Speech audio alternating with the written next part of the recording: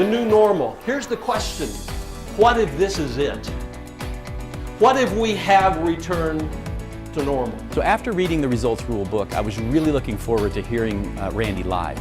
I had the opportunity to do that today, and I'll tell you what, he not only met, he far exceeded my expectations. I had the pleasure of hearing Randy Pennington, the author of Results Rule, speak this morning at BizLibrary's 2010 Align Conference. He was fantastic. Whether you're a hero or not has very little to do with your product and service. The thing that's going to set you apart is a compelling culture. A compelling culture where every person at every level is committed to delivering amazing results that matter. I've been fortunate enough to hear a lot of the world's top business speakers, people like Jim Collins, Ken Blanchard, Tom Peters, and Randy exceeded, in my mind, all of those guys. One of the great things about Randy's presentation was his ability to blend humor as a way of humanizing the stories and lessons that he gave. He told stories, he used humor.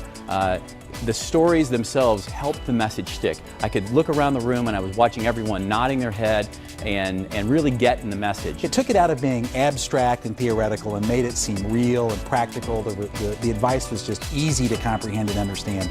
The other thing that he was really skilled at is a great storyteller. And we remember things when we get a story around it. It again humanizes and personalizes the lessons. And Randy made the stories real easy to grasp and understand and tied them very clearly to lessons from the book. 2 weeks later, I'm back in the same venue. There are not 20,000 people there. There may be like 250 people there. The reason there's 250 people there is it began raining that morning around 8:30.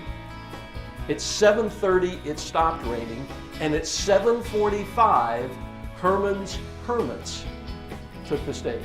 Now, just a quick test. If you know who Herman's Hermits is, please raise your hand. Look around the room, realize you're the older people. I mean, you want to have some fun, you go to the Herman's Hermits website, because last time I was there, it has a big banner on it that says, lock up your grandmothers.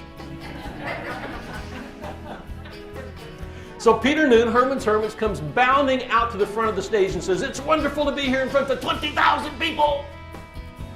250. Raincoats, umbrellas, slickers. He proceeds to give the show of a lifetime, and at the end of the night, 250 people lined up and bought everything he had. So I had a couple of minutes to spend with Peter Noon. Before you think this is a big deal, remember there's only 250 people in the audience. You didn't really have to wait long to get a couple of minutes with Peter. But I told him my experience.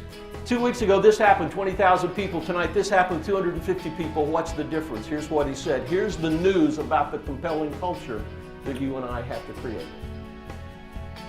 He said some of the bands out there haven't yet learned that it's not about them. That's the compelling culture. That's the culture that sets you apart in the marketplace, regardless of what your product or service is. It's not about us. Now, to carry that on just a few moments, I ran across an interview with Steve Martin and Charlie Rose. You Steve Martin, right? Eric through the thing, plays the banjo. And at the end of the interview, Charlie Rose asked Steve Martin, says, how do you become great at what you do? How do you become famous in this business? How do you make it in this business? And Martin says, people tell me all the time, it's about the agent, it's about the role, it's about being lucky. So here's what I found, and I think it goes along with this, excuse me. Martin said, the secret to success is really very simple. It's being so good that you're impossible to ignore. Now think about that. Think about that for your business. What would happen if every person at every level and every part of your business was so good that you were impossible to ignore? Wouldn't that be cool? Would it be a difference maker in your marketplace? Would it change the dynamics of how you look at your business? Would it change the economics of what you do? Would it change the way you even think about what you do, who you hire, the processes that you set?